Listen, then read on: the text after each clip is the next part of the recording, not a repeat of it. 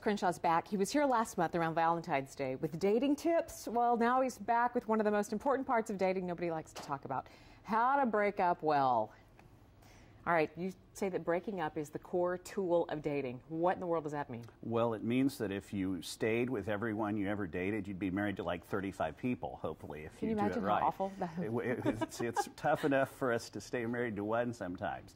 But yeah, you have to be able to be finished with a relationship, because that's the point of dating, as we talked about last month, to figure out who you don't belong with. And so breaking up becomes an important tool in that process. So we've got a few tips. Let's start with don't use it as a threat. Exactly. Breaking up is supposed to be as serious as asking someone to be in your dating relationship with you. And so don't use it to threaten somebody. It's okay to say we have to make changes or else we can't be together. But if that's your primary tool, then you're going to end up looking more like a blackmailer than a dating partner eventually. It can really be a control factor there. It is. Breaking up for control is never a good idea. Serious business. Number 2, no friendship with dating. What do you mean? Well, yeah, there should be no friend and ex-boyfriend, as they say on Twitter.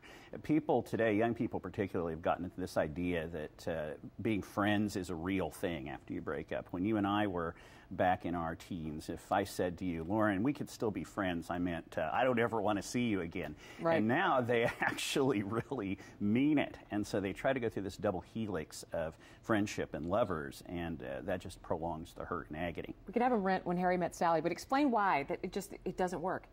Well, because the feelings that come with a dating relationship need to be different than the feelings that come with a friendship relationship. And too often, young people don't want to make the commitment to actually be together, and they would rather just get all the benefits of the companionship without actually paying a price of commitment. And that usually ends in a lot of hurt feelings. I make a lot of money off of those situations, frankly. Mm-hmm. You end up in therapy for this. Yep. And that brings us to our next point.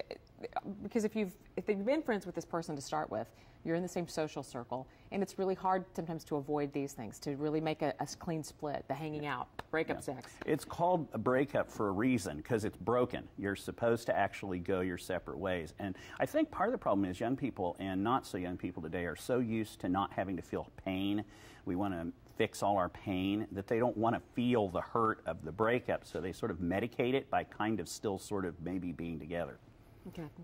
That's the same guideline for don't take breaks, right? Well, it's a little different. People will take a break, and a break really is we're going to go date somebody else for a little while, whether we admit that or not, and nothing adds to jealousy and hurt if the relationship resumes as much as taking off with somebody else while the breakup is in effect. And the last one, avoid overprocessing the breakup. Be careful what you ask for. Social media is not helpful this way sometimes, because folks will keep trying to find out what went wrong in the relationship. The dumpee wants to know why they got dumped, and that's worth about a 40-minute conversation. After that, it gets stale, and the dumper may accidentally say something they mean, and that may hurt the feelings of the dumpee. Oh, yes, it does. Oh, yes. See that kind of fallout? Watch what you ask for. You may find out the truth. Thank you, Dr. Crenshaw. If you'd like some more information on Dr. West in today's segment, just go to fox4kc.com. Click on air. Okay, no matter what you're doing for